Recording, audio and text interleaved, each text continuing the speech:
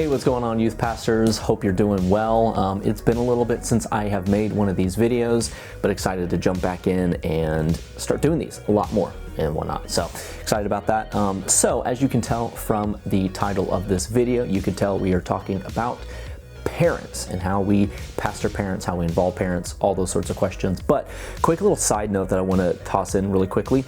This little mic right here that I'm using, I just bought these. This is the Hollyland Lark M2. So if for your youth group, you're looking for a way to get good audio for like videos and stories and stuff like that, this guy is $100. It comes with two of these, and then a thing for your camera for an iPhone with a lightning cable and a USB-C. It's $100.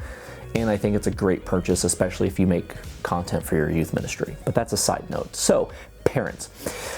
Typically, I feel like most youth pastors, there's three particular areas that we, at broad, don't do very well, and we tend to struggle with a whole lot. First one is admin.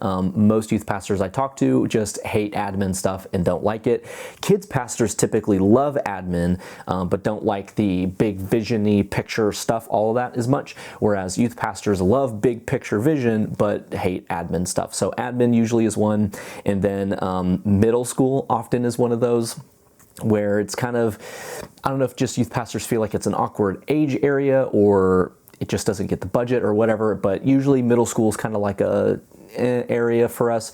And then last one is parents. A lot of times we just don't know how to involve parents, what to do with parents, like how do we, I'm a youth pastor, not a parent pastor, basically. So here's some practical ideas and some tips for you on how you can better pastor parents, because you, as a youth pastor, you're not just inherently, specifically a youth pastor. You kind of are a family pastor.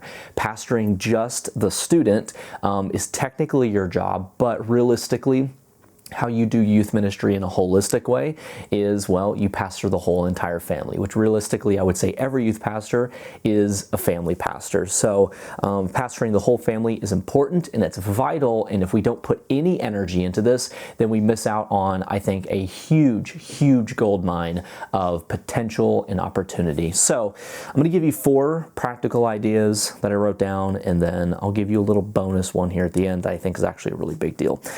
So first thing, these are in no particular order, just kind of in an order that I just happen to think of them and put them down. So first one is host a quarterly parent meeting. So your rhythms might be a little bit different. Quarterly may be too much, it may be not frequent enough, but I think quarterly probably is about the sweet spot.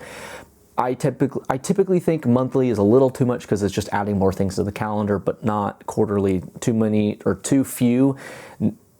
Spaced out more than quarterly, like every other year or something like that, I feel like it's a little bit too sparse, but obviously your mileage may vary. And so here's some things that I do in this quarterly parent meeting that I have found to be really helpful. So one of them is provide resources to parents. If you're not a parent, here's my quick little advice.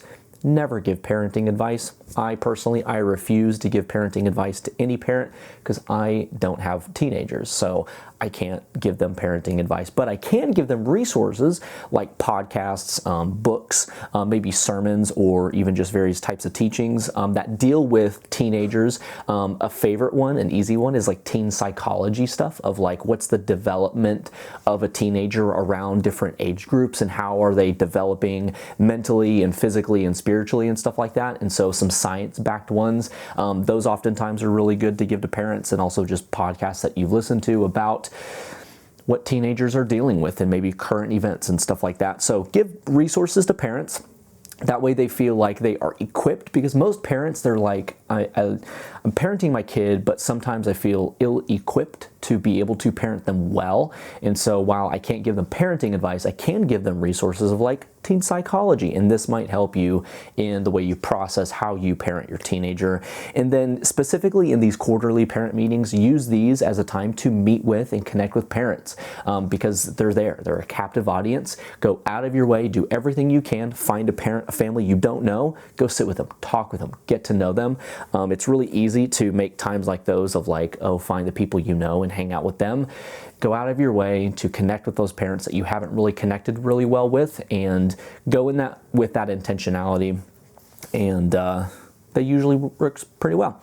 Second one is on Sundays and Wednesdays, go out of your way to say hi to parents. I know especially on a Sunday, at least where the church I'm at, it's really easy to like be in the atrium, the lobby, and you see students and you're like, oh, hey, what's up? And ask them about their week and what's going on and ask them, hey, can you help with this thing? Can you help with that thing? And it's really easy for the parents just to slide by and you connect with the student. But I think flip it around. You already have a whole service with the student.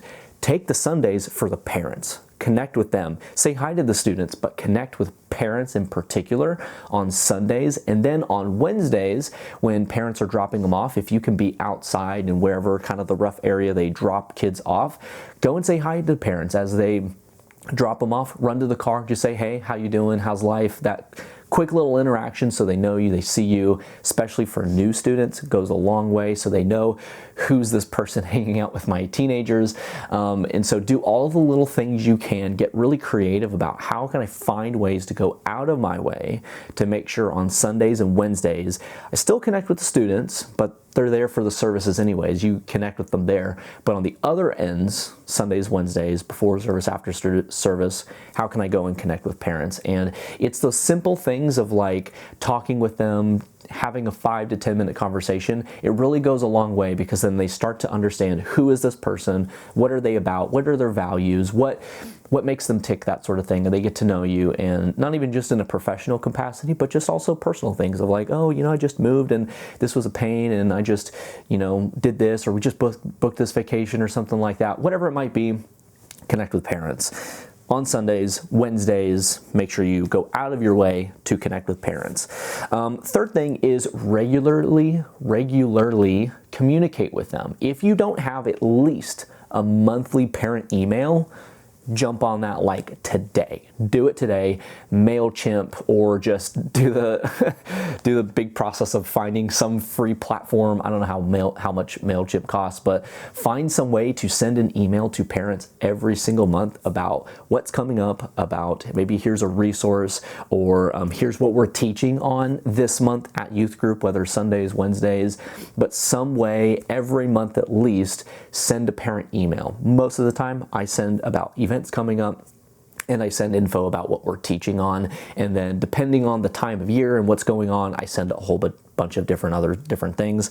I don't keep the email super long, but I also want to cover my things that I need to cover with, and so you could even do a weekly email, texts, however you can, make it a rhythm to connect or to communicate to parents, so that way they know what's going on in this youth group, what's happening, what's coming up, but also what are we teaching them. That's a really important thing, and you can really take that several steps further of give them teaching guides and give them small group discussion stuff and extra things to equip them for as they hear about this topic on a Wednesday. Then as the parents pick them up, they can ask them about it, that sort of stuff. You can go really far with this, but at the very least, have a parent email that goes out once a month, and especially it informs them what's coming up and what's being taught and that sort of thing. And a little bonus too with this one is, especially if there's a week where you're talking about a topic that might be a little, maybe like, not controversial, but like a little like sensitive maybe for different students. One great one is during relationships. If you're talking about something that's a little bit more like sexual in nature, great idea, week before, send an email saying, hey, this Wednesday we're going to cover dating, and part of dating covers boundaries, and we're going to talk about sex a little bit. Or maybe you want to tackle cultural topics of like, hey, we're going to talk about gender and sexuality. Perfect time, send an email to every last parent you can possibly find an email for. Let them know, ask them, hey, if you want to sit in and know what we're talking about, that sort of thing.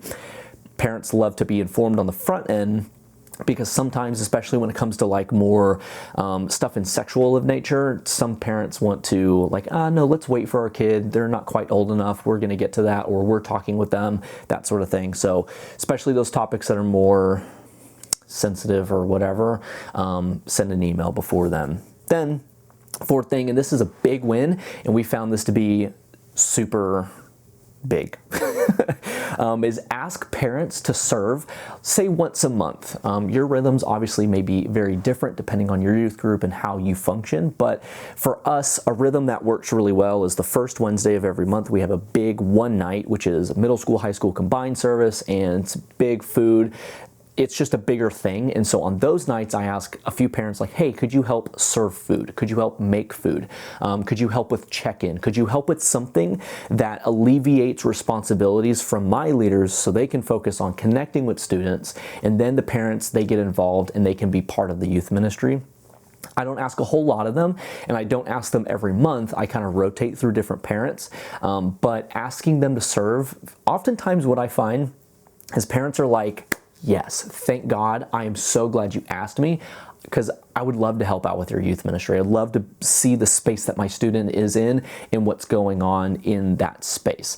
And so ask them to serve on bigger nights. It might be a once a month, it might be a quarterly thing, but find some places that periodically you can ask parents to serve, because more than likely they are incredibly willing and incredibly eager to serve on those nights. So here's a quick bonus one that you can use, a fifth thing bonus that you can use that I think ends up being really helpful for you throughout your year. So usually that June-ish time is like move up time for most youth groups. Some do it at the beginning of summer, some do it at the end of summer, whatever time of year you do your big move up. One is make a big deal of move up, because especially for those 5th graders to 6th grade, that's a major jump in their life. Whether you do it beginning of summer, end of summer, wherever, but make a big deal of that move up, particularly for that 5th to 6th grade, and then the 8th to 9th grade, because those are also big jumps. And use these as best as you possibly can to make these a big thing for the whole family. Some people do a whole outing and event. Some people do a little fun picnicky kind of thing at their church. Everybody's going to do it a little differently, but think of ways that you can make that move up time, that weekend, that Wednesday, that Sunday, a really big deal, and then use that as an opportunity to connect with parents, to meet them, to give them resources, info, those sorts of things at those big move up times. And so particularly for the 5th to 6th grade, 8th to 9th grade, but also it works really well to involve other people and other families that are in your youth group already that are maybe that 7th to 8th grade. They're not quite in that big move up stage, but they can jump in, be part, connect with the new families that are coming in, and that sort of thing. So there's all sorts of ways that you can really add extra layers and extra complexity or extra good stuff to it. There's all sorts of ways you can do that, but having something in the first place is great. And so start somewhere. Start with your monthly emails. Start with a once a quarter big event for parents to serve at. Start somewhere and then slowly build into it, and you'll find little ways that you can, oh, I can do this, and I can add this element, and this doesn't take much time, all that sort of stuff. So start somewhere with parents, even if you're not like perfectly great at pastoring parents. Start somewhere, and then you can slowly build on it, because you can't be great at something until you're bad at it first. So start something, do it. It's gonna be clunky and weird, but you do it, and then you learn from it, grow from it, and then eventually it becomes great. So hopefully these are some things that help you in how you go about pastoring parents and pastoring the whole family as a whole. And yeah, so I never know how to start these or end these, so we're just gonna end it there. Thanks for watching, appreciate you being here, and have a great week. Peace.